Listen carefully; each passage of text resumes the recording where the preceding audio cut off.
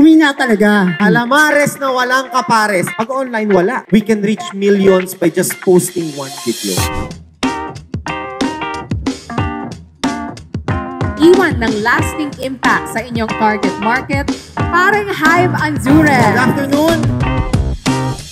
Another day, another one. Thank you, thank you, thank you. Parang hi, parang Salamat, dito. salamat. Yes, sir. When it comes to the marketing kasi, very digital na talaga yung platform na ginagamit natin. What other aspects para may promote yung mga businesses, lalo na ngayon kasi yung mga pwesto talaga, aminin natin, humina talaga. Anong business po, sir? Calamares na walang kapares, saka buttered chicken na hindi boring. Calamares na walang kapares. Gusto ko yun. Yes. Gusto ko yun. Pakitikim ko sa yung pang world class yun. Great question. I have a good news and bad news for you. Okay? Para dun sa calamares na walang kapares. Bad news is, mostly talaga, digital na. If you're asking me of how we can market offline, digital, wala. Ang laki ng lalakbayin nyo kung hindi nyo papasukin yung digital era natin ngayon. Second, ang good news naman sa'yo is yung calamares na walang kapares, ang daling tandaan. Kayang-kaya mong gawan ng content yan, kayang-kaya mong gawan ng vlog yan. So dun sa question ni Sir, how can we promote yung offline natin?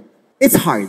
Nothing beats digital era talaga ngayon ng digital marketing. So what I did is combination of both. So yung iba, sinasabi, online ka lang. Bayad ka pa ng rent, may withholding tax ka pa, di ba? May association dues ka pa. Ang daming gagawin pag meron kang shop. Pag online, wala. What I did is hybrid. Online yung presence mo, pero offline yung pupuntahan ka. So we call that the online to offline. Meron kang shop, meron kang physical store, people who knows you, who you reach sa online platforms mo, is pupuntahan ka sa store. 95% of people who comes to Gentry and buys luxury watches, hindi namin sila kilala o hindi namin sila nakakausap. Pero nakikita nila kami online, bisita na lang sila sa offline namin, which is sa mga stores namin. Anong pinakamaganda para i-promote ang offline? Wala. We can reach millions by just posting one video.